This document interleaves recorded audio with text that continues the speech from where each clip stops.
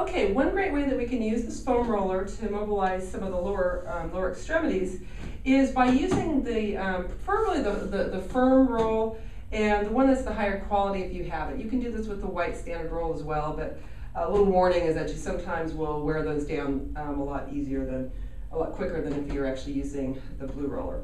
Okay, so what we're going to do is go ahead and we're just going to sit our rear end on top of the roller. You're going to straighten out one leg, and then you're going to rotate your body slightly towards that straightened leg. Keeping in mind that your upper body, the shoulders are going to stay back, you're still staying engaged in the abdominals, and all we're going to do is just roll back and forth just to get a little bit of self-massage to the glutes. If you want to get a little bit more of a mobilization into the piriformis muscle, you can actually take that leg and just cross it a little bit as you're rotating on it, and that will give you a little bit more intensity on that mobilization.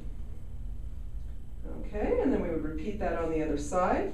So I'm going to first just have one leg straight, rotate slightly onto this one side, and then just rolling. And once again, you're finding that area where it feels a little bit bruised. That's usually where the muscles are tight.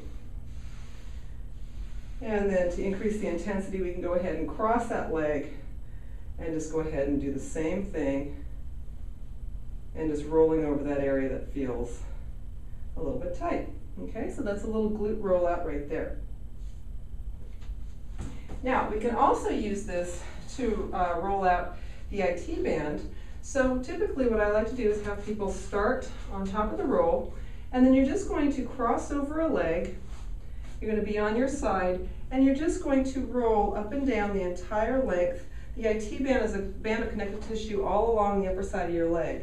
This can be pretty intense. Sometimes the softer pink rollers are a little more civilized on this one, but if you can tolerate it, go ahead and roll out the IT band just as I show here, and you would repeat this on both sides. Okay. Now you can also do a little bit of a rollout to the hamstrings and calves. Now I don't find that this is as effective as doing some other modes, but I just wanted to show you because you can, and also because it ends up being quite a shoulder girdle stability workout. So if you think about keeping the shoulder blades nice and steady, going back and forth like this, you can actually get a little bit of a mobilization to your calves. And you can rotate the calves out, and you can turn the toes in towards each other and do the same thing. So once again now, that exercise is going to be a little bit more difficult because it does take a little bit more upper body strength. So you really want to make sure you have a physical therapist or trainer watch you do that first so that they make sure you have the right form up above. You can also do the same sort of thing to the hamstrings.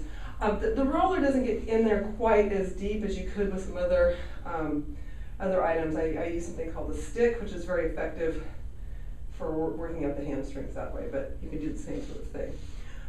Lastly, what we can do here for the legs is just rolling face down. Now this requires, once again, some shoulder girdle stability and some core strength, but it can be used as a strength exercise for those areas.